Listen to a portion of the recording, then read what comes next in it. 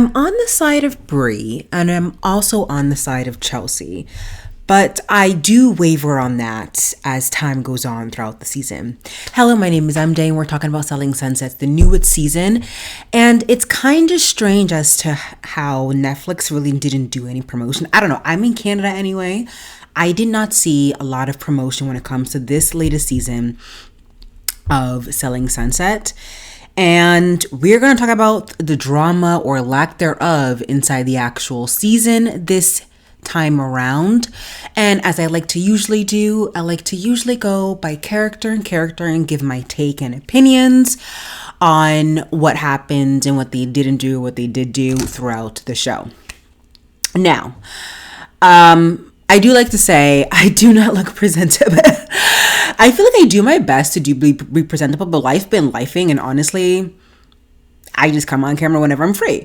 And one day I would like to come on camera full up, hair did, nail did, everything did.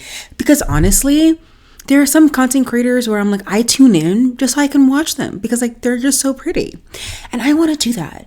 And if you comment down below and you're like, and if you guys are saying, oh, don't worry, MJ, like we love you regardless, like you're gorgeous in whatever form you decided to show to us today, then I'll be forever grateful. Thank you so much.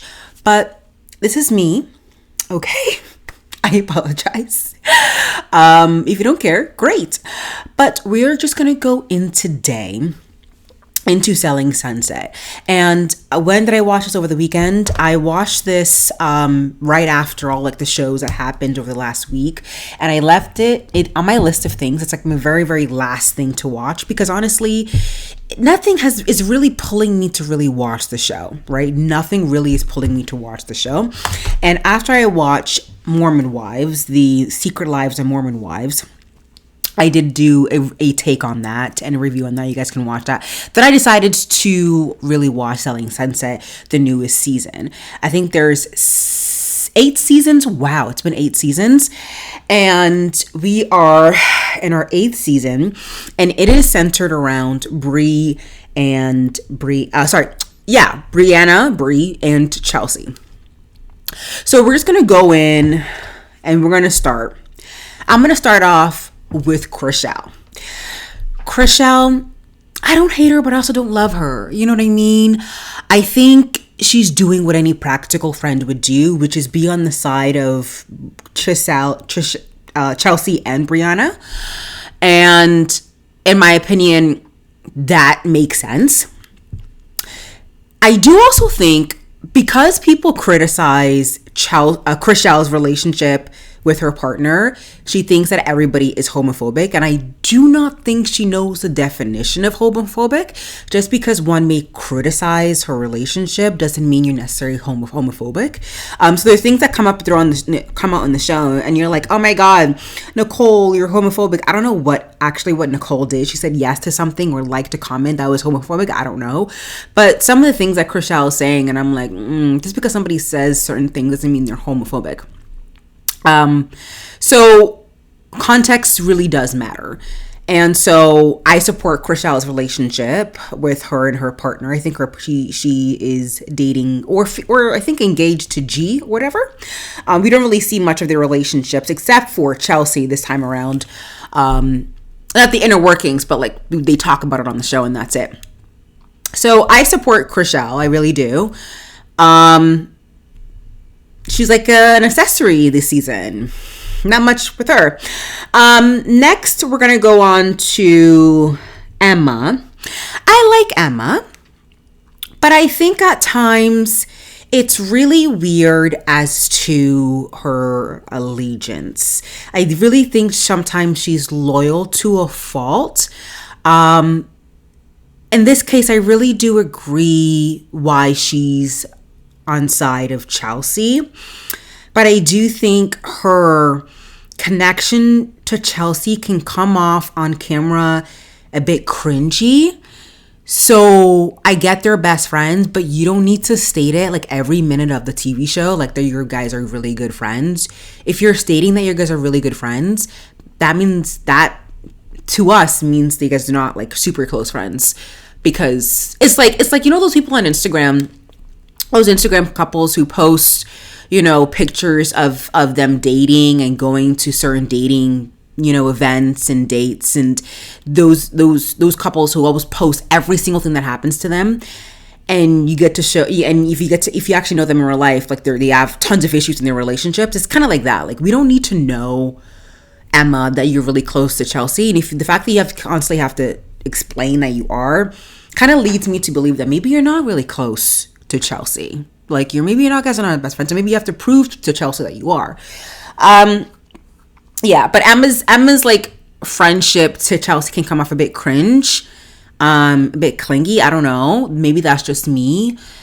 But so far, so good. And I don't hate her, but I also don't love her. I do like the fact that Chelsea has Emma in her corner, and she's a good friend in that. And I'm so happy that we have somebody rooting for Chelsea in that manner. We're going to go off to Mary. Mary's weird comments and things about Chelsea's appearance and all of that is really weird. Mary doesn't understand. If you bring up someone else's name in a negative light, obviously that person will take it the wrong way. And you don't know how that person will take it. Yes, is it wrong to say that, oh, I'm going to get you, keep my name out of your mouth? That's actually fair to say. If you're going on your social media platform and saying that person is spreading rumors and lies, right? Or causing drama when they're not necessarily the case. And Chelsea this time around is not even doing that in this season. And I think she purposely made it clear that she doesn't want to be the focal point of the show. Like, even though there's a huge thing happening in her life, she makes sure that it's not the only thing that we're talking about throughout the season, even though it really is the only big drama. It's not really a juicy drama. We'll get into it. So Mary makes a comment about Chelsea's shorts that she wears in one of the house pre-parties or whatever. And it's like, I literally screamed at the screen. I literally said, do you guys not look at yourself when you guys leave the house? You guys have worn things shorter than what Chelsea wore. Chelsea wore short. You guys wear some of the most inappropriate clothing on screen. And then Mary had the audacity to come to Chelsea and say, oh, that's inappropriate. Chelsea is right. Mary's tatas included the nipples. And the nipples are showing for us to view and sketch out on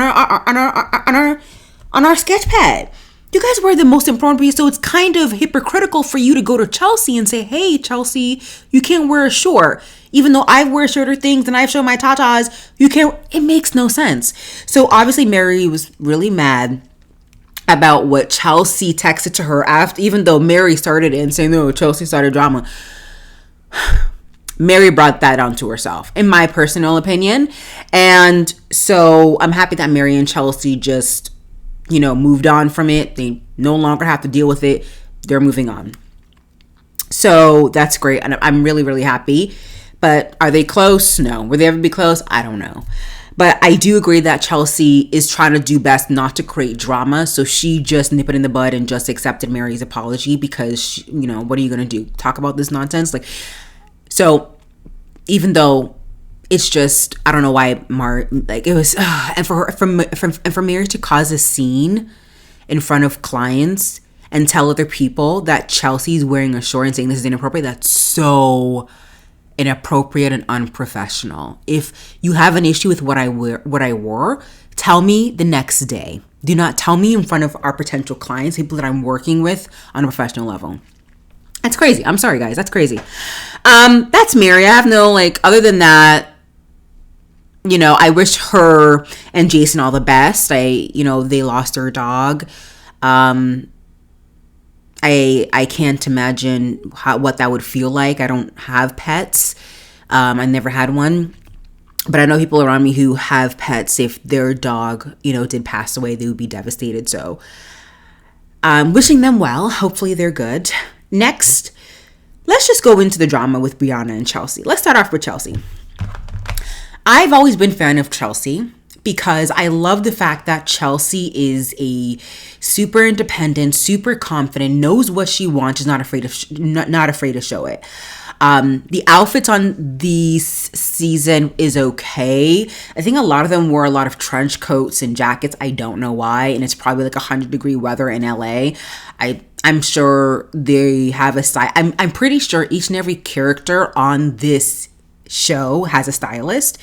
The real estate agents who decide to show themselves in the Oppenheim group in Selling Sunset are characters on a show who each have stylists from Netflix. So I think Netflix give them a wardrobe and they get to decide which outfits they want to choose to wear on each filming day.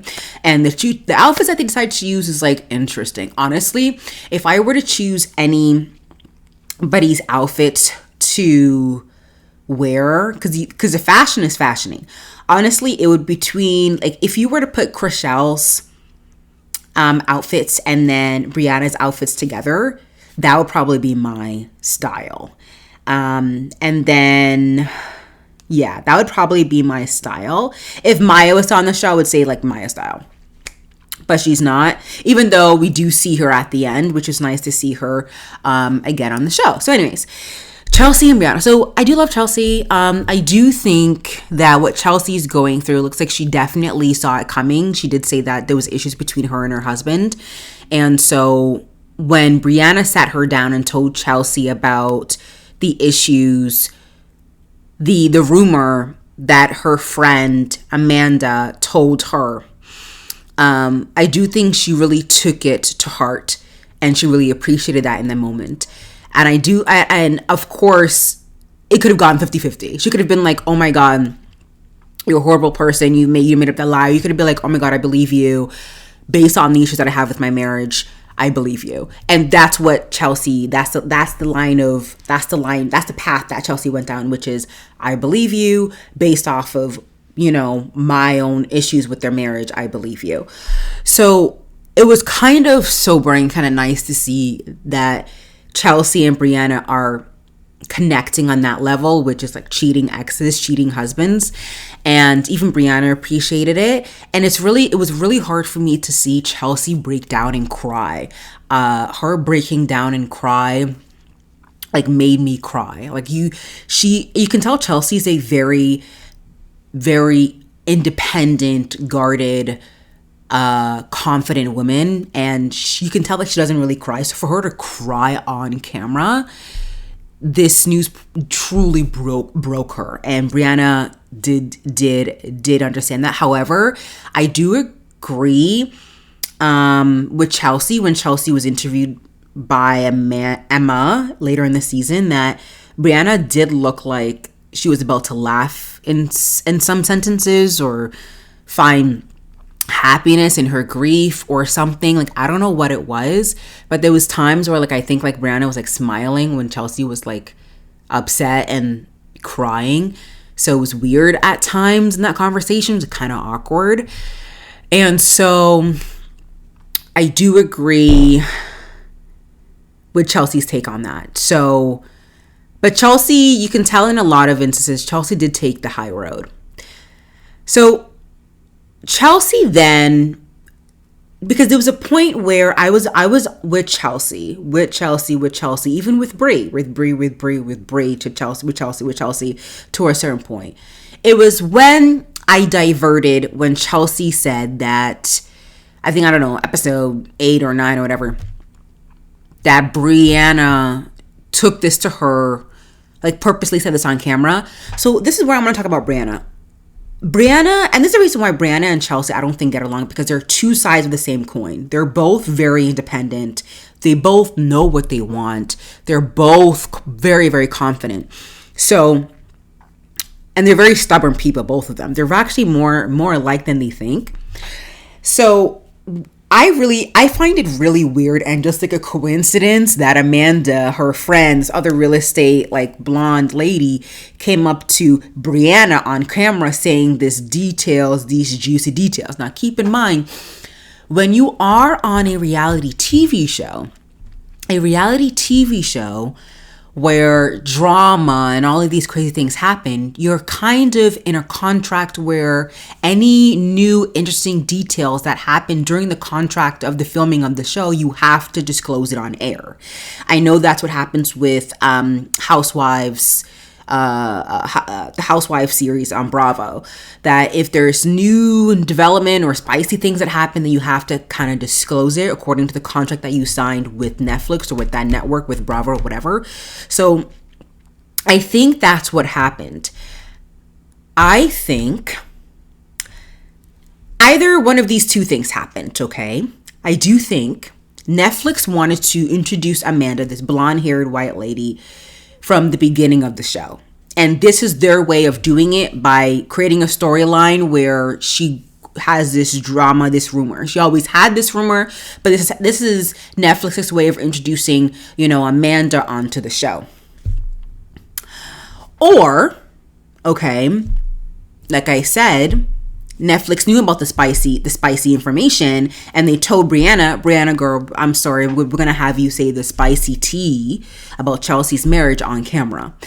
I am looking at more of the former. It kind of looks like Netflix had their fingers in all of this. I think Netflix always wanted to have Amanda come in and be the newest actor or character in this reality TV show to shake things up, because honestly, throughout the entire season, I was kind of bored.